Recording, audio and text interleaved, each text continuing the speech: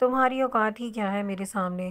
وہ شدید غصے سے چلایا۔ بورڈ کے ساتھ لگے وجود نے کانپتے ہاتھ کانوں پر جمائے تھے، آنکھیں زور سے میچی تھیں، جبکہ وہ تو جیسے پاگل ہوا ڈائس کو شدید جھٹکے سے زمین بوس کر چکا تھا۔ تمہیں کس نے اتنی اجازت دی یمن وحید کہ میری نسلوں تک تم جاؤ؟ دانت کچکاتے ایک جملہ اس کا لہجہ آگ برسا رہا تھا، جبکہ یمن وحید کو وہاں کھڑے رہنا مشکل لگنے لگا تھا۔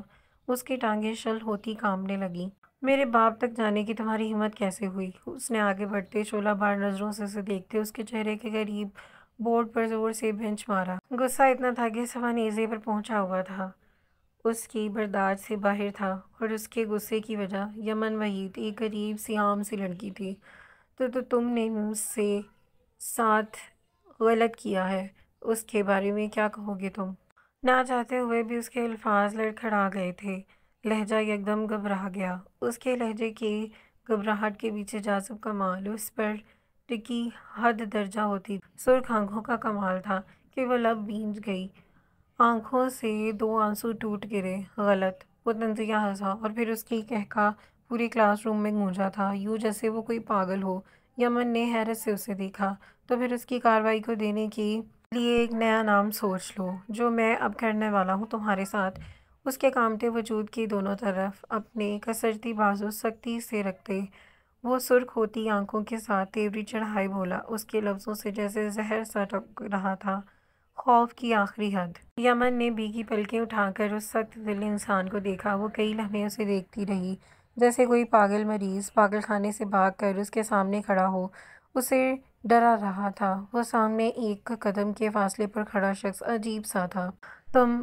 وہ بمشکل ایک لفظ بول پائی تھی جب اس نے سختی سے اس کے لبوں پر انگلی جمائی۔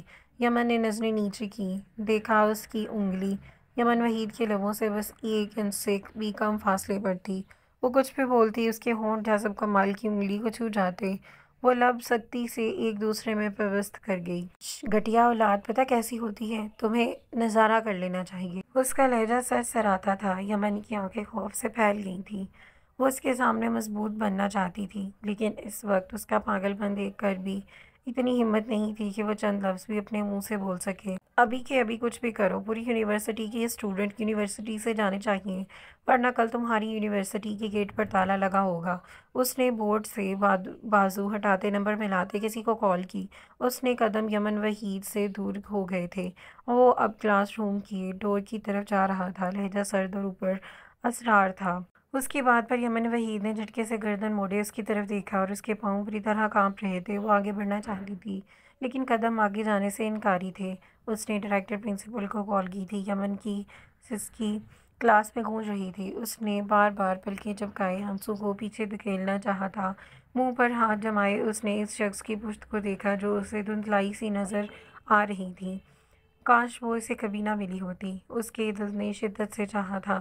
بس چند بار کی ملاقات نے اسے کہاں لا کر کھڑا کر دیا تھا، اس کے سر سے چھت چھین لی۔ اس شخص نے اس کے کھلے آسمان کے نیچے چھوڑ دیا، اس کی محنت پر قبضہ جمایا، اور اب وہ اکیلی اس کلاس میں اس شخص کے ساتھ بند ہے جس کا دماغ ہر وقت اوما رہتا ہے۔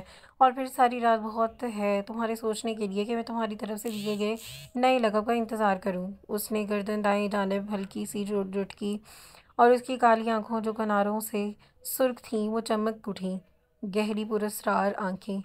یمن وحید کئی لمحے کھڑی اس کی آنکھوں میں دیکھتی رہی۔ وہ کیا کرنے والا تھا اس کے ساتھ، وہ سمجھ نہیں پائی تھی۔ جب جاذب کمال کے قدم پیچھے کی جانب اٹھے، اب اس کے لبوں کے بائیں کنارے پر سائڈ اسمائل تھی، جبکہ اس کے کالی آنکھیں اب برف کی طرح سرد پڑنے لگیں۔ نہیں تم، وہ بہت آہستہ سے بولی تھی، بہت ہی آہستہ کہ جاذب کمال نے بس اس کے ہلتے ہوئے لب دیکھے، اس کی آواز نہیں سن سکا۔ تم ایسا نہیں کر سکتے۔ اسے روم سے باہر نکلتا دیکھ کر وہ پوری ہمت لگائے پوری قوت سے چلائی تھی۔ اس کے لبوں پر موجود سائڈ اسمائل شیطانی مسکراہٹ میں ڈلی آنکھوں کی چمک بڑھ گئی۔ یہ پہلی سیڑھی ہے گھٹیا پن کی، گھٹیا اولاد کی طرف سے تمہارا پہلا تحفہ۔ دروازے کے وسط میں کھڑے اس کے لہجے میں پراسراری اور استہزا پن تھا کہ صاف واضح ہو رہا تھا۔ قبول کیجیے، وہ ٹھہر کر بولا، دانت پر دانت جمائے، آنکھوں میں وہی پرانی چمک۔ اس کی بات پر یمن وحید کے قدم آگے بڑھے، وہ آگے کی جانب تیزی سے بھاگی تھی جب جاذب کمال نے دروازہ اس کے منہ پر بند کر دیا۔ وہ بند دروازے کو دیکھتی گئی کئی لمحے، وہ بھول نہیں پائی کہ اب تک کہ وہ اس کی کال سے یونیورسٹی خالی ہو چکی ہوگی۔ دوپہر اس کمرے ہی کی پوری یونیورسٹی میں اکیلی تھی۔ کیا ہی خوفزدہ سوچ تھی، اس کے ہاتھ کانپ اٹھے تھے۔ وہ باہر کھڑا ببل گم نکالتے منہ میں ڈالی، دروازے کے ساتھ لگے بازو باندھے سیدھے فولڈ کیے۔ وہ سننا چاہتا تھا کہ یمن وحید کی سسکیاں، اس کی آواز، یا پھر اس کی ٹوٹی بکھری آواز۔ دروازہ کھولو پلیز، اس نے کانپتے ہاتھوں سے دروازہ بجایا تھا۔ اس کی آواز باہر کھڑے جاذب کمال کو سماعتوں سے ٹکرائی۔ اس نے آنکھیں بند کیں، وہ گہرا مسکرایا۔ جاذب کمال، دروازہ کھولو پلیز، تم ایسا نہیں کر سکتے۔ دروازہ کھولو۔ خالی کمرے میں اسے اپنا دم گھٹتا محسوس ہو رہا تھا۔ وہ یہاں اکیلی تھی اور یونیورسٹی کے بارے میں طالبات کو قیاس آریاں کیا کرتے تھے کہ وہ اس کے ذہن کے دریچے پر یکدم سے بھی چھائی تھیں۔ دن، ہفتہ، تاریخ: 1 جولائی سال 2023۔ تم سے پہلی بار مجھ سے پلیز بولا ہے۔ اب آگے کی تاریخ تم یاد رکھنا جب تم میرے قدموں میں گرو گی۔ وہ ویسے ہی سینے پر ہاتھ باندھے بولا تھا۔ اس کی آواز سن کر یمن وحید کا سانس کچھ پل کے لیے درست ہوا۔ وہاں موجود تھا، اس کا ڈر بس کچھ پل کے لیے زائل ہوا تھا۔ یمن وحید نے اس کے بھاری قدموں کی چھاپ کھڑکی کی طرف سے سنی۔ وہ فوراً اس کی جانب بڑھی اور اس نے کانچ کی کھڑکی سے دیکھا۔ وہ سامنے کھڑا تھا، سخت دل انسان۔ تم نے ثابت کر ہی دیا نا، تم گھٹیا انسان ہو۔ اس کے سامنے کھڑکی کے پار دیکھتے یمن وحید نے شکوہ کناں نظروں سے اسے دیکھا، یوں جیسے سامنے کھڑے سخت دل انسان کو اس کی پرواہ ہو۔ ابھی نہیں، ابھی بہت کچھ پڑا ہے۔ آہستہ آہستہ، دھیرے دھیرے، تڑپ تڑپ کے، جب تمہارے لبوں سے جاذب کمال کی ایک سخت دل گھٹیا انسان ہے، تب شاید ثابت ہو کہ تمہاری بات۔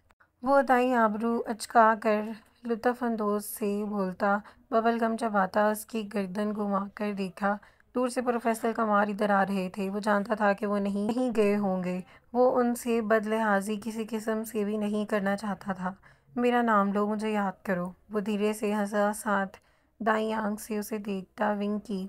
یمن نے اسے دیکھتی رہی جب تک کہ وہ کھڑکی سے اوجھل نہیں ہو گیا۔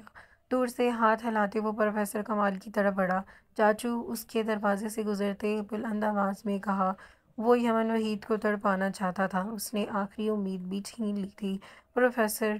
وہ زور سے دروازہ بجاتی چلائی، ایک پھندا سا اسے گلے میں اٹکا تھا۔ یمن کہاں ہو؟ پروفیسر کمال تک وہ بھاگ کر پہنچا تھا، پھر ہاتھ اس کے کندھے پر بڑی بے تکلفی سے رکھا۔ میرا موڈ خراب تھی تو پوری یونیورسٹی کو چھٹی دے دی۔ اب لوگ مجھے دعائیں دیں گے کہ تھوڑا ثواب کمانا چاہیے نا۔ وہ بھی چلی گئی ہوگی۔ وہ انہیں لیتے پلٹا، پھر تھوڑی اونچی آواز میں بولا۔ آگے بڑھتے پروفیسر کمال نے شاکی نظروں سے اسے دیکھا۔ وہ نرم انداز میں مسکرایا، یوں جیسے وہ ہمیشہ اچھے کام کرتا تھا۔ جاذب کمال، میرے بھائی کے بیٹے ہو تم۔ میں تمہارا بیٹا نہیں ہوں کہ تمہیں یہ نمائشی مسکراہٹوں میں پھنس جاؤں۔ اس کا ہاتھ اپنے کندھے کے گرد سے ہٹاتے وہ شاکی لہجے میں اس کے ساتھ چلتے ہوئے بولی۔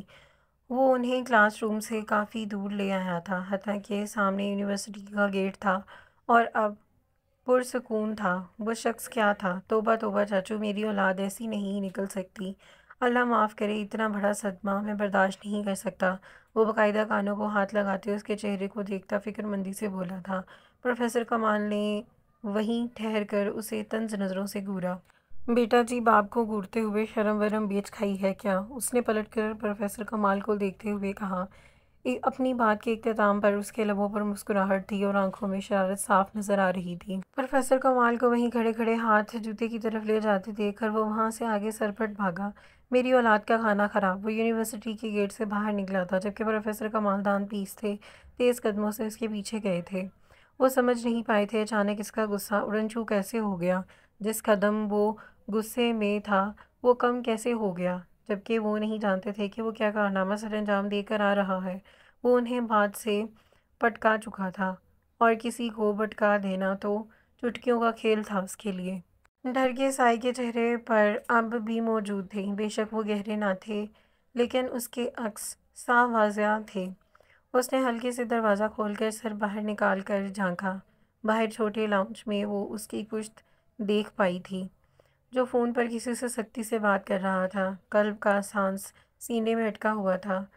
کہاں سخت لہجوں کی عادی تھی، لیکن ان چند دنوں میں لوگوں نے اسے کئی بار ایسے لہجوں سے متعارف کروایا تھا جو اس کے ننھے سے دل کے لیے ٹھیک ثابت تو ہرگز نہیں ہوئے تھے۔ جلد از جلد خبر لگاؤ، وہ کہاں پر ہے؟ ایسے کیسے وہ ہوٹل سے غائب ہو گیا؟ کالا جادو سمجھا ہوا ہے کیا اسے؟ وہ ذرا بلند آواز میں گھرایا تھا۔ قلب نے ڈر کر فوراً دروازہ بند کرنا چاہا۔ جب دروازہ سر سے ٹکرایا، سسکی اس کے لبوں سے آزاد ہوئی تھی۔ جب اسیر عالم نے فون کان سے ویسے ہی لگائے پلٹ کر دیکھا، قلب نے نظریں زمین سے اٹھا کر سامنے دیکھا۔ وہ دھیرے سے شرمندگی سے مسکرائی، پھر جلدی سے سر اندر کرتے دروازہ زور سے بند کیا۔ اس کی ہر حرکت پر وہ زیر لب مسکرایا۔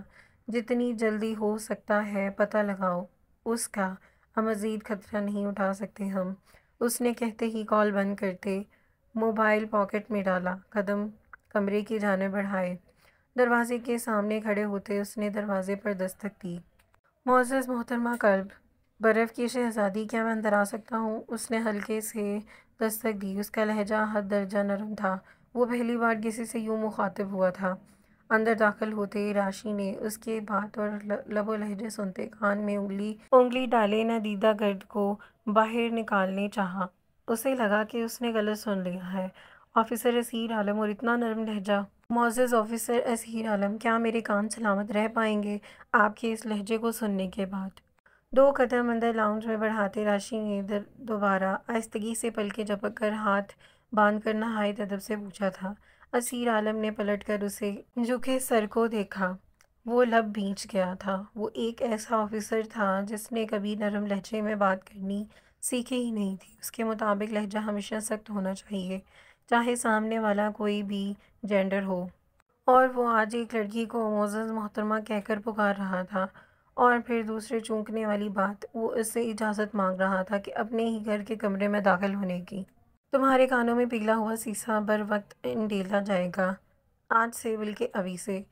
تمہاری ڈیوٹی سے ہٹا کر مشن پاسبل ٹیم میں ایڈ کیا جاتا ہے، وہ تسلی سے بولا تھا۔ راشی نے فوراً عزت و احترام ایک طرف رکھتے نہ میں گردن ہلائی تھی، اس کی جانب بڑھا، پھر قدم وہیں روکے۔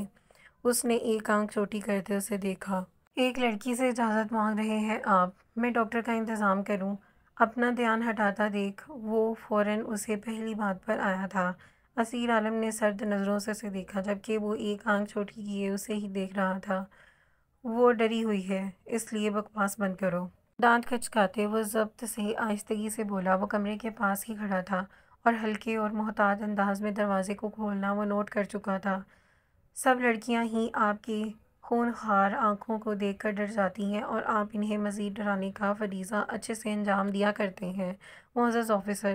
راشی کی نظریں اب بھی اس کے اوپر تھیں، جبکہ اسیر عالم کی آنکھوں میں اب چھاتی پر پراسراریت پر راشی 2 قدم پیچھے ہوا۔ یہ خبر تو بریکنگ نیوز ہے کہ آفیسر اسیر عالم اپنے گھر کیا اپنے کمرے میں لڑکی لے آئے ہیں۔ بدلے بدلے میرے سرکار نظر آتی ہیں، مجھے تو گڑبڑ کے اثرات نظر آتے ہیں۔ وہ ہانک لگاتا پیچھے کو قدم بڑھا گیا تھا، بجائے اسیر عالم کی اپنی گن کی طرف جاتا ہاتھ تھا۔ وہ اسے پورا یقین تھا کہ اسیر عالم اسے اس گن سے اڑانے میں 2 سیکنڈ بھی نہیں لگائے گا۔ اگر مشن پاسبل پر مجھے ہٹا دیں گے تو میں سوچوں گا کہ نیو ٹیلی کاسٹ کرنی ہے یا نہیں۔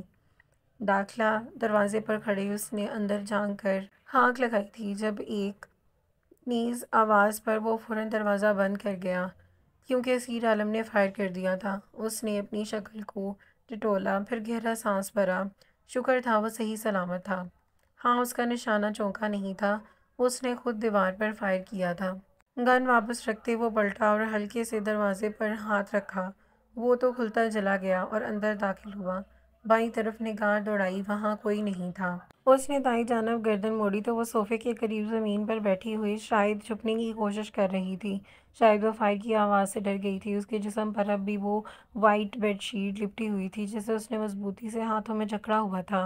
اور اس کے ساتھ ہی ہماری قسط نمبر 15 کا اختتام ہوتا ہے۔ انشاءاللہ ملتے ہیں نیکسٹ قسط کے ساتھ۔ دعاؤں میں یاد رکھیے گا۔ اللہ حافظ۔